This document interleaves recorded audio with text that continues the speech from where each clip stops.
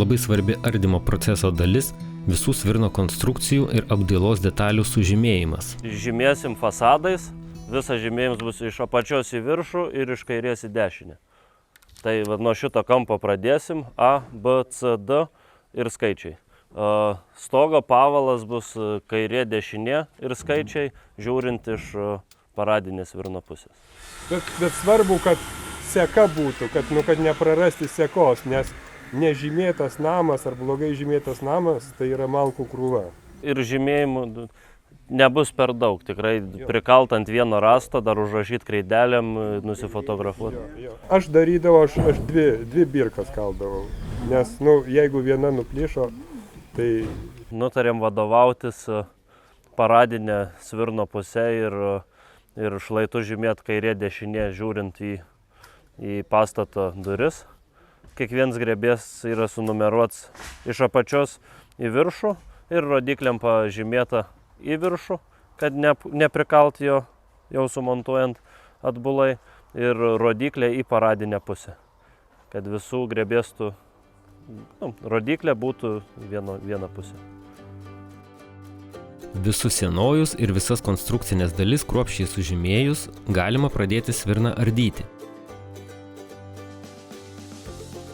Ardymas vyksta priešingai nei statyba. Pastatas nurenginėti pradedamas nuo stogo dangos, apdailos, apkalo ir iki pamatų.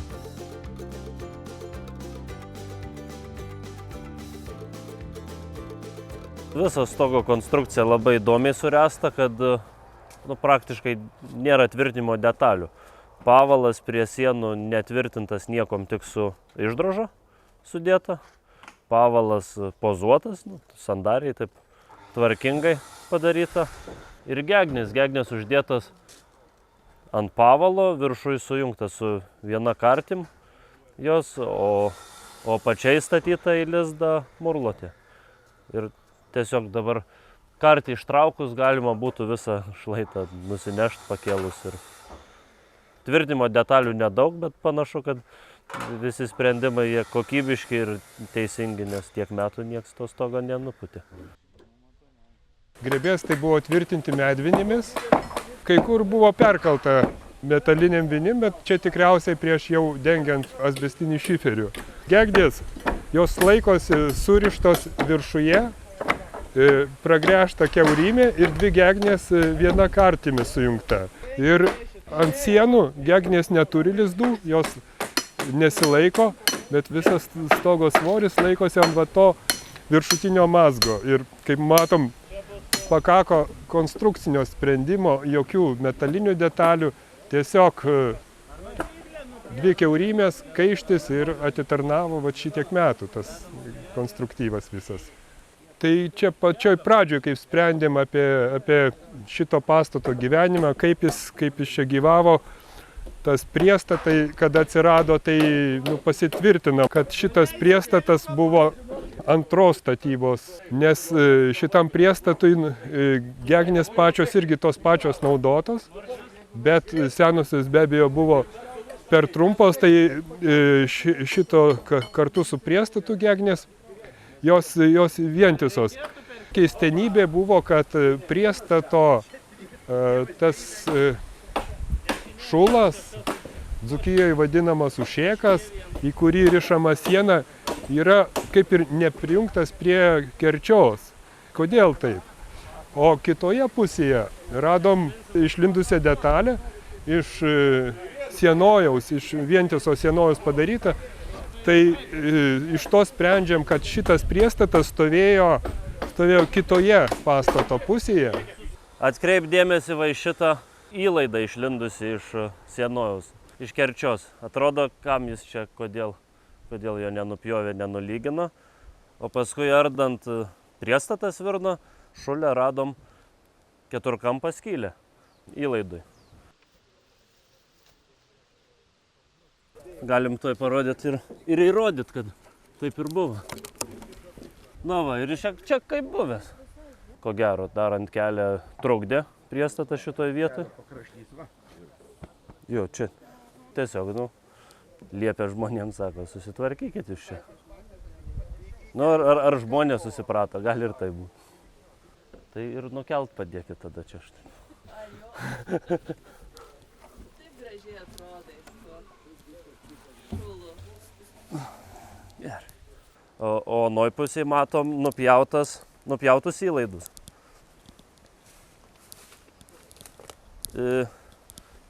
Čia šulo šitoj vietoj nebuvo, čia sienoji buvo, senojose priestatuose senojose buvo išdrožo, o šitoj vietoje įlaida ir čia buvo sujungta. Sujungta iki tiek, nes toj pusėje buvo įėjimas. Galiniam fasade aiškiai matosi kiaurymės skliaute. Čia buvo svarstymo visokių, kad galbūt čia ventiliacijai, bet jos nekiauros tos kiaurymės, tai buvo tiesiog gegnių įtvirtinimo vietos. Dar yra požymis tas, kad ilginis balkis yra prakištas ir ant jo buvo skersinis ir ant to skersinio buvo sudėtos 3 trumpos gegnės. Šitas stogelis, tas kaip apsauga buvo nuo kritulių fasadiniai sienai. Bet ir rezultatą matom, kad nebuvo stogelis, jis nunyko, jo neatkartojo ir todėl va šitie yra dideli pažeidimai rąstų sienų. 5 rąstai yra stipriai pažeisti, bent 2, tai tikrai reikės juos iš naujo atkartoti. Šitą priesvirnio konstrukciją tiesiog iškišti 2 sienojai į priekį ir 2 sienojai į priekį viršutiniai. Apatiniai 2 ir viršutiniai 2 į priekį. Sukirsta kregždės uodega, šito jau geresnių būdų, prabangesnių tokių, bet aš manau, kad ir funkcija yra šito jungimo patikimesnė negu šitaip sukirsta. Nes šitoj vietoje, kad 2 vainikai čia iškišus kerčią, jį gali nutrupėti, jį gali nulūžti, čia tokia visai dažnai vaikštoma vieta. Ir tiesiog jie, šitom vietom nuskilus, čia gali viskas pasileisti lauk. O esant kregždės uodegai, jis nepasileis.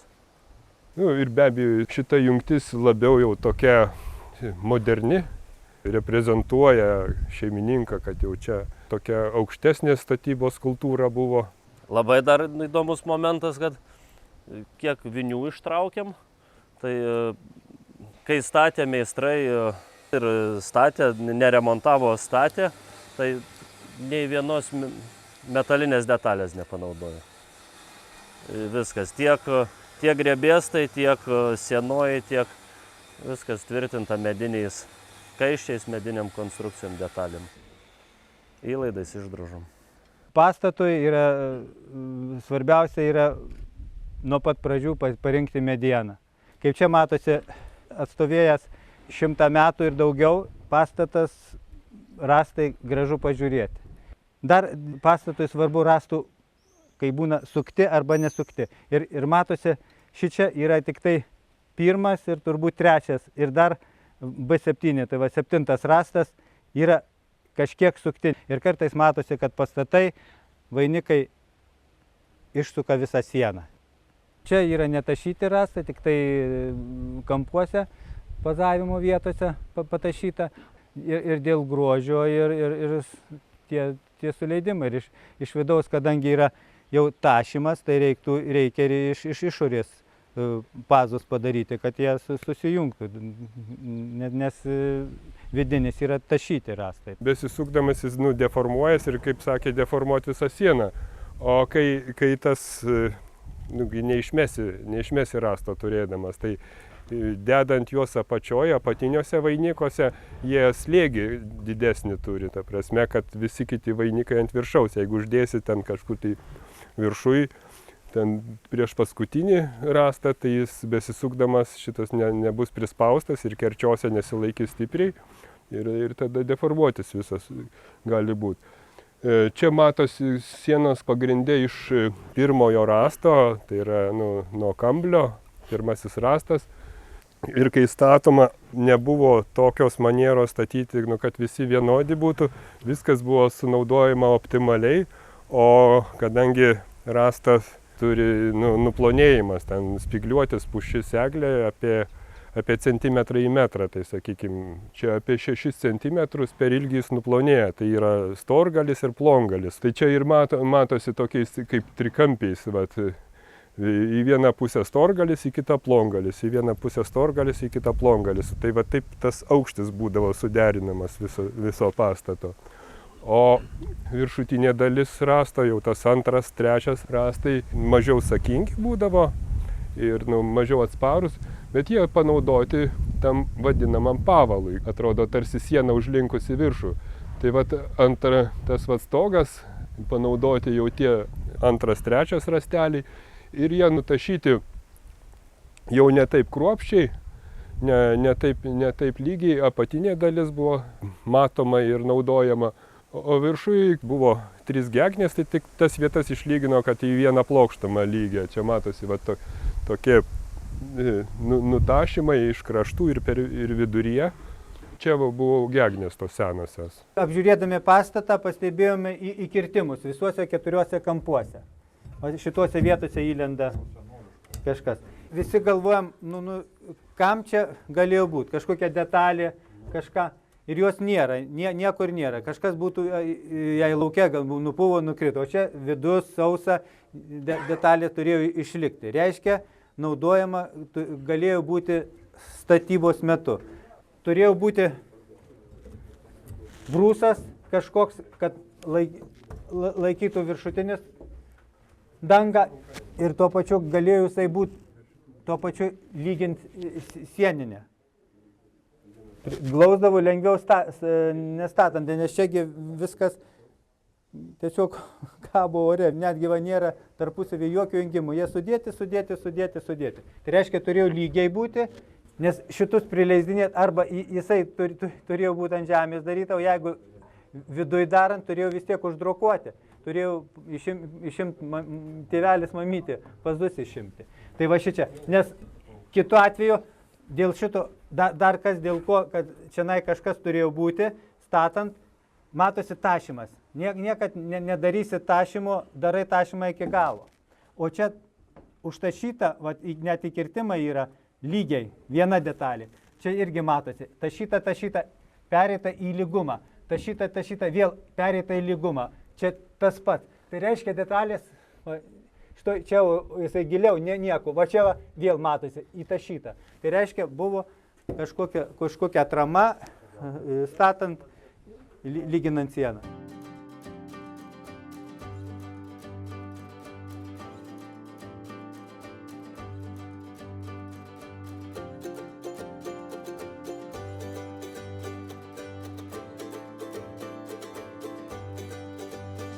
Matosi, kad rastai yra tašyti skirtingų meistrų ir skirtingais įrankiais. Taip atrodo, pažiūrėjus tašytos sienos, viskas lyg ir normalu. Bet kai susiduri su tašymu, matosi, kad taip pažiūrėjus, pašvietus kai kuriuo kampu, matosi palikta kirvio žymės. Reiškia, didelio kirvio atrodytų, kad skliūto, galima ginčytis, bet yra didelis. O štai, galit pažiūrėti, rastas kitas, tašymo būdas jau visiškai kitas. Mūsiškai daugiau arba eglutė, arba vienos pusės tašymas, eglutė jeigu, arba iš vienos pusės tašymas. O čia jau tašymas yra viršutinis ir iškabyta minuliukais. Reiškia, kirvio galandimas turi užapalintas iš abiejų pusių. Skliūtas ima galandimas iš vienos pusės. Tai vat jau iš karto matosi ir jisai labai gražiai, lygiai, atrodo kaip publiuotas, jie išimta, minuliais. Visas yra minuliais. Šitas rastas irgi minuliukais.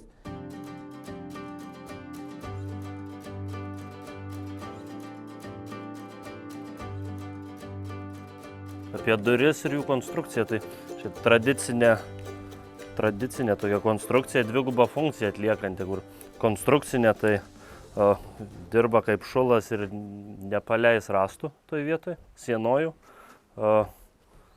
Šulė staktoj išdroža, įlaidai sienose. Būdavo ir atvirkščiai daroma.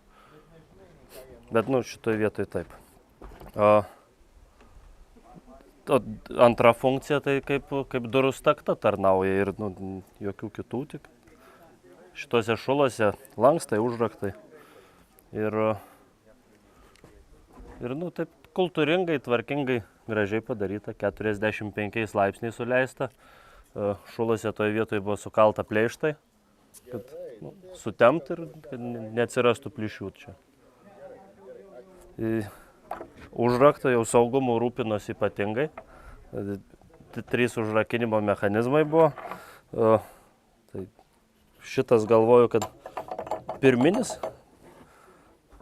ko gero, kuris buvo rakinamas su ilgu raktu, kurio gale liežuvėlis. Raktą įkišdavo čia, liežuvėlis nusileidžia, prasukus čia yra dantukai ir va šitą. Ir taip pat atrakina. Netikėtai virš durų staktos buvo rasta keletas įdomybių. Į popierėlį susukti 2 pašto ženklai, diržo sagtis, šukos ir medalis. Ant svirno sienų buvo senų laikraščių likučiai. Gaila, kad be tekstų ir datų, o kuparo dangtis išklijuota sena spauda. Visa tai padeda atsekti pastato raidą ir statybos laiką.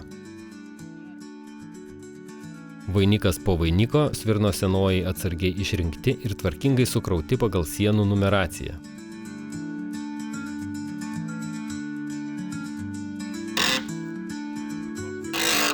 Pamenat, dalis grindų lentų atrodė tvirtinta mediniais kaiščiais, tačiau ardant įsitikinome, kad visos jos prikaltos metalinėmis vinimis. Grindims buvo panaudotos senos lentos su medinių kaiščių žymėmis. Beliko visus senojus ir kitas medinės detalės atsargiai sukrauti į miškovežį. Labiau pažeistų senojų galus apvyniojame plėvele, kad vežant jie nenutrupėtų ir nepasimestų. Beliko išrinkti pamatų akmenis, tuo pačiu patyrinėti, kaip jie buvo sudėti po svirno sienomis ir grindimis.